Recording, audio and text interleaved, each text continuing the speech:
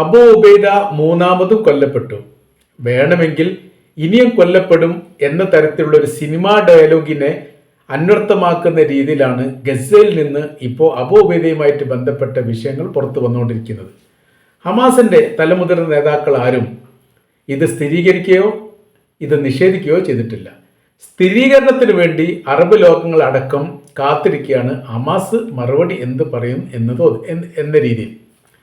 അങ്ങനെ വരുന്ന സമയത്ത് അതിൽ കണക്കുകൂട്ടുന്ന കാര്യങ്ങൾ ഇങ്ങനെയാണ്. ഇസ്രായേൽ പറഞ്ഞാൽ ലോകം അത് അംഗീകരിക്കുകയോ സ്ഥിരീകരിക്കുകയോ ചെയ്യുന്നില്ല. കൂടെ ആര് പറയണം? ഹമാസ് കൂടി പറയണം.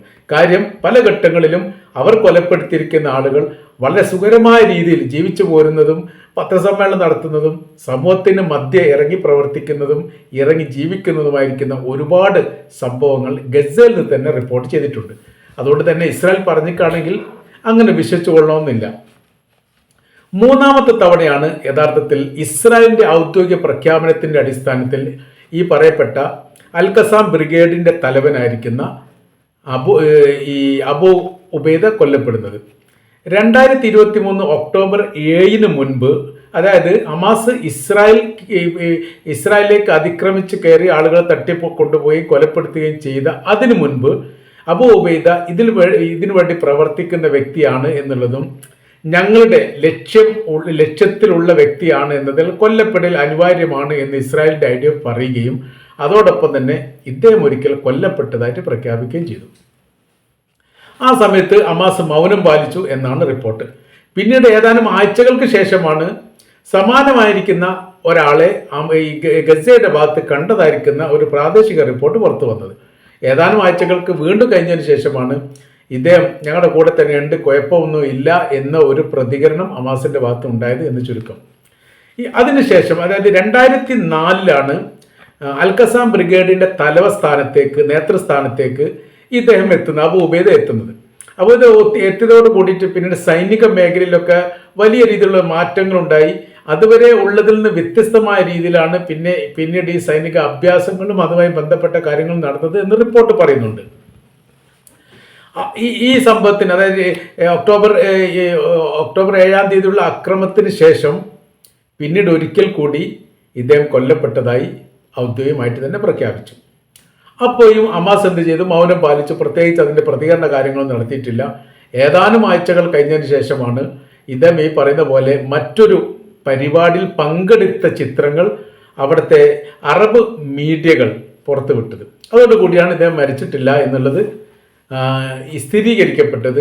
അതേക്കുറിച്ച് ഇസ്രായേലിനോട് ചോദിച്ച സമയത്ത് അദ്ദേഹമായിരിക്കില്ല, അദ്ദേഹത്തിൻ്റെ ഡ്യൂപ്ലിക്കേറ്റ് ആണ് എന്നാണ് ആദ്യഘട്ടത്തിൽ മറുപടി പറഞ്ഞത്.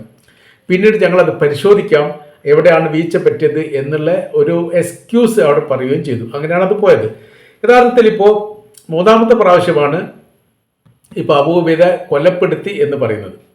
വേണമെങ്കിൽ ഇനിയും കൊലപ്പെടുത്താൻ സാധ്യതയുണ്ട് എന്ന റിപ്പോർട്ടാണ്, അല്ലെങ്കിൽ എന്ന രീതിയാണ് നമ്മൾ മനസ്സിലാക്കാൻ വേണ്ടി പറ്റുന്നത്.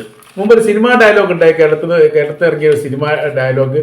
അതിൽ പറയുന്ന കാര്യം അരമണിക്കൂർ മുൻപേ അവർ പുറപ്പെട്ടിട്ടുണ്ട്, വേണമെങ്കിൽ അതൊരു മണിക്കൂർ ആക്കാം എന്ന് പറഞ്ഞാൽ വളരെ ബിറ്റായിരിക്കുന്ന ഒരു ഡയലോഗാണ്. അതിനെ അന്വർത്ഥമാക്കുന്ന രീതിയിലുള്ള സംഭവമാണ് ഇപ്പോൾ നടക്കുന്നത് എന്നുള്ളത്. എന്താണ് ഇങ്ങനെ ഒരു കാര്യം പറയാനുള്ള കാരണം? അതേക്കുറിച്ചും ചില റിപ്പോർട്ടുകളൊക്കെ പുറത്തു വരുന്നുണ്ട്. ഇങ്ങനെ ഇസ്രായേൽ പറയാനൊരു കാരണം ഉണ്ടാവുമല്ലോ. ആ കാരണത്തിൻ്റെ പ്രാധാന്യമായിരിക്കുന്ന വിഷയം പറയുന്നത് ഇങ്ങനെയാണ്. മധ്യ ഗസ മേഖലയിൽ അതിശക്തമായിരിക്കുന്ന തിരിച്ചടി ഇസ്രായേൽ സൈന്യം നേരിട്ടുകൊണ്ടിരിക്കുകയാണ്. അത് ഏത് മേഖലയിൽ നിന്നാണ് എന്ന് പോലും പറയാൻ പറ്റാത്ത, ബോംബിൻ്റെ അടിയിൽ നിന്നും ബോംബിൻ്റെ മേലിൽ നിന്നും ആകാശത്തിൻ്റെ മേഖലയിൽ നിന്നൊക്കെ ഇസ്രായേൽ സൈന്യത്തിന് ഒരു ആക്രമണം ഉണ്ടാകുന്നുണ്ട്. ബിൽഡിങ്ങിൻ്റെ മേഖലയിലൊക്കെ പൊളിഞ്ഞു കിടക്കുന്ന, തകർന്ന് തരിപ്പണമായിരിക്കുന്ന, ആളുകൾക്ക് പ്രവേശിക്കാൻ പറ്റാത്ത തരത്തിൽ ഇസ്രായേൽ ഒടിച്ചു തൂക്കിയിട്ടിരിക്കുന്ന ബിൽഡിങ്ങിൻ്റെ അകത്ത് നിന്ന് പോലും ഇസ്രായേൽ സൈന്യത്തിന് നേരെ ആക്രമണം ഉണ്ടാകുന്നു എന്ന് പറയുമ്പോൾ അവർക്കിത് കണ്ടെത്താൻ വേണ്ടി സാധിക്കാത്തതിൻ്റെ വലിയ പ്രയാസമുണ്ട്. ഈ മധ്യ ഗസയിൽ കഴിഞ്ഞ ദിവസം 2 ദിവസം മുമ്പ് നടന്ന ആക്രമണത്തിൽ 10 സൈനികർക്ക് പരിക്കേൽക്കുകയും 1 സൈനികർ കൊല്ലപ്പെടുകയും ചെയ്തു. അതോടൊപ്പം രാജ്യത്തെ ഞെട്ടിച്ച സംഭവം 4 സൈനികരെ തട്ടിക്കൊണ്ടുപോയി എന്നുള്ളതാണ്. മരണപ്പെട്ട സൈനികരെക്കാണ് ഇസ്രായേലിന് പ്രയാസം ഉണ്ടാക്കിയിരിക്കുന്ന കാര്യം തട്ടിക്കൊണ്ടുപോയി എന്നുള്ള ഒരു വിഷയമാണ്. ഇപ്പോഴും അത് തിരിച്ചു കിട്ടിയിട്ടില്ല എന്ന് മാത്രമല്ല, തിരിച്ചു കിട്ടിയതായിരിക്കുന്ന ഒരു സ്ഥിരീകരണ വിശകലനം നടത്തിയിട്ടില്ല എന്നൊരു പ്രത്യേകത ഉണ്ട്. മാത്രമല്ല ഇതേക്കുറിച്ച് പല അന്വേഷണം നടത്തിയിട്ട് ഒരു അഡ്രസ്സും കിട്ടിയിട്ടില്ല. ജീവനോടുണ്ടോ ഇല്ലേ എന്ന് പറയാൻ വേണ്ടി പറ്റില്ല. ഇത് രാജ്യത്ത് വലിയ രീതിയിലുള്ള കോളിളക്കം ഉണ്ടാക്കി, വലിയ രീതിയിൽ പ്രശ്നങ്ങൾ ഉണ്ടാക്കി, ഇളകി മറിയുന്ന രീതിയിലാണ് പ്രതിഷേധ കൊടുങ്കാറ്റ് ഇസ്രായേലിൻ്റെ തലസ്ഥാനമായിരിക്കും ടെലവീവിനൊക്കെ കേന്ദ്രീകരിച്ച് ഉണ്ടായത് എന്നുള്ളതാണ് അവിടുത്തെ മീഡിയകൾ തന്നെ റിപ്പോർട്ട് ചെയ്യുന്നത്. കണ്ടതിൽ വെച്ച് ഏറ്റവും രൂക്ഷമായിരിക്കുന്ന പ്രതിഷേധങ്ങൾ.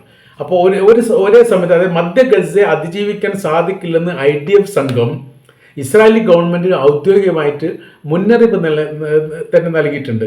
ഈ മേഖല കളിച്ചതുകൊണ്ട് നമുക്ക് കരയുദ്ധത്തിൽ അതിജീവിക്കാൻ വേണ്ടി സാധിക്കുകയില്ല. കാരണം മൈനുകൾ ഇങ്ങനെ പല മേഖല അവിടെ ഒളിപ്പിച്ച് വെച്ചിട്ടുണ്ട്. അത് പൊട്ടിത്തെറിക്കുന്നുണ്ട്. അത് കണ്ടെത്താൻ വേണ്ടി സാധിക്കുന്നില്ല.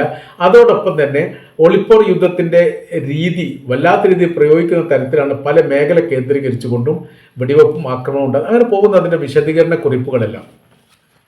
അപ്പം രാജ്യത്ത് ഉണ്ടായിരിക്കുന്ന അതിശക്തമായിരിക്കുന്ന പ്രതിഷേധത്തെ തിരിച്ചുവിടാൻ വേണ്ടിയിട്ട് അവരൊരു സ്ഫോടനം മധ്യ ഗസയുടെ ഭാഗത്ത് വലിയ ഉയർന്നു നിൽക്കുന്ന ബിൽഡിംഗ് 6 നില ബിൽഡിംഗ് എന്നാണ് പറയുന്നത്. അതിൻ്റെ മധ്യത്തിലേക്ക് മിസൈൽ പായിക്കുന്നു. ആ ബിൽഡിംഗ് പൊട്ടിത്തെറിക്കുന്നു, ചെതറിക്കൊണ്ട് താഴെ വീഴുന്നു. എന്നിട്ട് ഒരു പ്രസ്താവന അതിൻ്റെ പുറത്തെ അബൂ ഉബൈദ താമസിച്ച ബിൽഡിങ്ങിൽ സ്ഫോടനം നടത്തുകയും ഈ പറയപ്പെട്ട അബൂ ഉബൈദയും അദ്ദേഹത്തിൻ്റെ കുടുംബവും തൽക്ഷണം തന്നെ മരിച്ചിരിക്കുകയും ചെയ്തിരിക്കുന്നു എന്നുള്ളതാണ്. അപ്പോൾ ഇവിടെ വളരെ പ്രധാനമായിരിക്കുന്ന ഒരു വിഷയം, അതായത് കള്ളത്തരത്തിലേക്ക് നീങ്ങുന്ന പൊള്ളത്തരമാണ് ഈ പറയുന്നത് എന്നതിൻ്റെ ഏറ്റവും വലിയ പ്രധാനമായിരിക്കുന്ന തെളിവ്, ഉയർന്നു നിൽക്കുന്ന ഒരു ബിൽഡിങ്ങിൻ്റെ അകത്ത് ഒരിക്കലും ഇസ്രായേലിനെതിരെ പോരാടുന്ന ഒരു സൈനിക മേധാവി താമസിക്കുകയില്ല, പ്രത്യേകിച്ച് ഫാമിലിയോടൊപ്പം. ഇപ്പോൾ യഹ്യ സിൻവാർ തന്നെ കൊല്ലപ്പെട്ടത് ഭൂമിയുടെ തുരങ്കത്തിൽ നിന്ന് പുറത്ത് വന്നിട്ട് യുദ്ധം ചെയ്യുന്ന സമയത്താണ്, ബിൽഡിങ്ങിൻ്റെ അകത്തുനിന്നല്ല.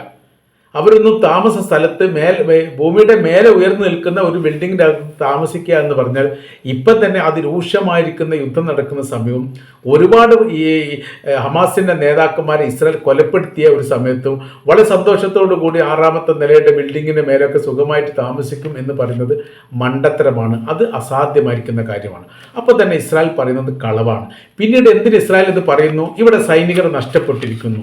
നഷ്ടപ്പെട്ട സൈനികരുമായി ബന്ധപ്പെട്ട വിഷയം അതിഭയാനകരമായ രീതിയിലാണ് ഇസ്രായേലിൽ ഇപ്പോൾ അനുഭവിച്ചു കൊണ്ടിരിക്കുന്നത്. അതിന് ശ്രദ്ധ തിരിക്കാൻ വേണ്ടിയിട്ടാണ് ഈ പ്രവൃത്തി ചെയ്തത് എന്നുള്ളതാണ്. യഥാർത്ഥത്തിൽ ഈ യമൻ്റെ അകത്ത് പ്രധാനമന്ത്രി വെടിവെച്ച് കൊന്ന സന്തോഷം പോലും തകർന്നു പോയിരിക്കുന്നു ഈ മേഖല മധ്യ ഗസയിൽ വെച്ച് ഇസ്രായേൽ സൈനികരെ കൊണ്ടുപോയതുമായിട്ട് ബന്ധപ്പെട്ട വിഷയം എന്ന് ഇസ്രായേലിൻ്റെ മീഡിയകൾ തന്നെ സമ്മതിക്കുന്ന കാര്യമാണ്.